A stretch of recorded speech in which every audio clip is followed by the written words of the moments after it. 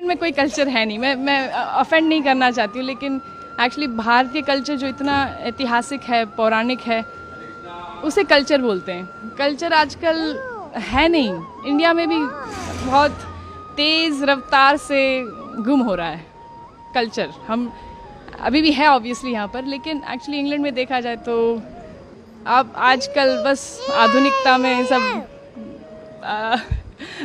पड़े हैं, और उसमें देखा जाए तो माता पिता को रखना, फैमिली यूनिट होना, ये सब बाकी नहीं रहा। अब तो बहुत कम लोग इसमें मानते हैं, तो इसलिए हम वापस आते रहते हैं कि कल्चर थोड़ा महसूस हो।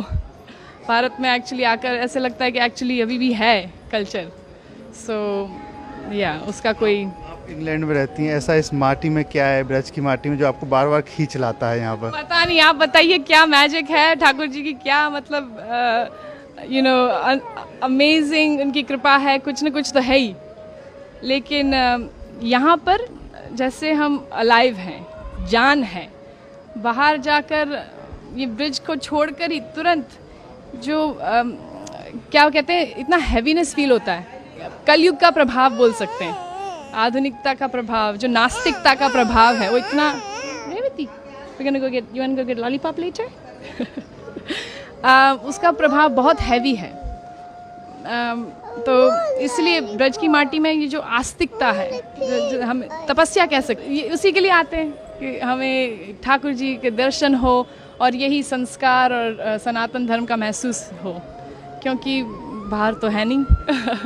हम लेके जाते हैं जितना हो सके उतना, और ट्राई कर रहे हैं कि जारी रखें हमारे परिवार में और बांटें। वहाँ पर भी हम थोड़ा प्रचार करने में कोशिश करते हैं कि दूसरे को इंकरेज करें कि इसे ना ठुकराएं। हमारा जो एंशिएंट कल्चर है, ये वैदिक कल्चर, उसका देयर इज़ नो कंपैरिजन, उसके लिए कोई क्या कहते हैं सब्स्टिट्यूट नहीं है।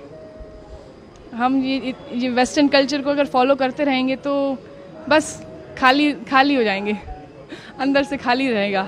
इंग्लैंड में ड्रेस अलग पहनते होंगे, लेकिन यहाँ आप पूरी तरीके साड़ी पहनकर, तो कैसा लग रहा है यहाँ पर? बहुत अच्छा लगता है साड़ी पहनकर, ऐसे लगता है कि मतलब अभी कुछ त्योहार है, नहीं तो फिर बस काला ग्रे पहनते हैं वहाँ पर, क्योंकि ठंडी इतनी रहती है तो कोट पहनते पूरा दिन लगभग, तो यहाँ पर मन लगता है।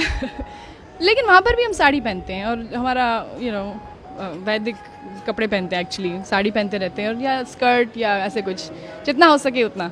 माथे पे आपने जो चंदन लगा रखा है, वहाँ भी लगाती हैं? ज़्यादातर लगाते रहते हैं, क्योंकि देखा जाए तो देखो, मुसलमान कभी ऐसे सोचता नहीं है कि मैं क्यों बुर्खा पहनूं, मैं क्यों ये टोपी पहनूं।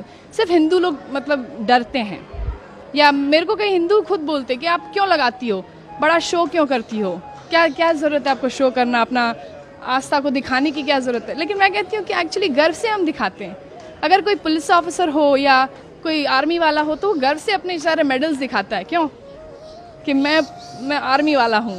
तो हम भगवान के हैं, ये उनका चिन्ह है, उनका मतलब हमने जो समर्पण किया है उनको, ये एक थोड़ा बस हम क्यों ना दिखाएं, गर्व से दिखाएंगे कि हम ठाकुर जी के हैं। उससे मतलब प्रोटेक्शन मिलता है, ऑनेस्टली। मतलब ऐसे सिर्फ दिखावे के लिए नहीं है कि लगाया हुआ है, कि भगवान हमारे साथ है, वो तो है ही हमेशा, लेकिन थोड़ा जैसे हम सिंदूर लगाते हैं अपने पति के लिए, तो भगवान के लिए क्यों ना लगाए, और वो उससे इंटीमेसी लगती है भगवान के साथ, तो उस प्रोटेक्शन भी बहुत महसूस होता है कि नेगेटिवता मतलब जो नेगेटिव है वो एनर्जी थोड़ा दूर रहे। तो क्या करती हैं आप इंग्लैंड में, क्या काम करते हैं? मैं एक्चुअली पार्ट टाइम, मेरे चार बच्चे हैं, आज 2 है, 2 घर पे अभी, और तो पार्ट टाइम मैं संस्कृत पढ़ाती हूँ उन्हीं के स्कूल में। वहाँ पर एक कृष्णा अवंती करके लोकल स्कूल है इंग्लैंड में, और एक्चुअली सरकारी स्कूल है, सरकार पैसे देती है, लेकिन हिंदू फेथ स्कूल है, तो मोस्टली हिंदूज जाते हैं वहाँ पर, और संस्कृत, योगा, सब वेजिटेरियन खाना, 11 एकादशी का खाना होता है वहाँ पर, तो बच्चे लोग वहीं पढ़ते हैं, और मैं वहाँ पर संस्कृत पढ़ाती हूँ उनके प्राइमरी स्कूल में पार्ट टाइम। गीता भागवत भी आप पढ़ती होंगी? बिल्कुल बिल्कुल, जितना हो सके उतना। गीता पढ़ते हैं, Bhagavad Gita, Bhagavad Gita, you go to Bhagavad Gita classes every day. वहाँ पर जो इन लोग का ग्रुप किया हुआ है बच्चों का, और वो रोज़ भगवत गीता क्लासेस में जाता है। थोड़ा हिंदी कम समझता है तो मना कर रहा है। तो कोई आपको भजन या कोई याद है, कुछ गा सके? भजन तो आई मीन आज रामनवमी है तो रघुपति राघव, ए Revu you want to sing with me Rohan? Ramnavami है, श्री राम जी को याद करें, सॉरी हाँ you want to sing with me? Raghupati Raghav Raja Ram, पतित पावन सीताराम, बोलो रघुपति राघव राजा राम, पतित पावन सीताराम। जय हो। जय हो, हरे कृष्णा। देखिए बात करें इंग्लैंड की, वहाँ बड़ी बड़ी बिल्डिंग है, यहाँ पर सिर्फ धार्मिकता है, तो कुछ अलग लगता है?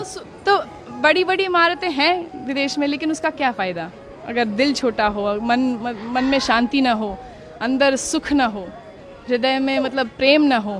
तो ये एक्चुअली ये सारी जो चीज़ें हैं, प्रेम और निर्मलता, और ये एक्चुअली सिर्फ भगवान में वो जो हम तपस्या करते हैं, दया दान, ये सब क्वालिटीज़ कल्टिवेट करते हैं, वो इसी तरह आ सकता है। ये कल्चर से, वैदिक कल्चर से ही आ सकता है एक्चुअली। देखा जाए किसी की सेवा करें, थोड़ा ह्यूमिलिटी प्रैक्टिस करें, नहीं तो फिर ये बड़ी बड़ी इमारतें फिर इससे क्या कुछ काम के नहीं है। वन सेंस काम के है, लेकिन फिर उसका इस्तेमाल दुरुपयोग होगा।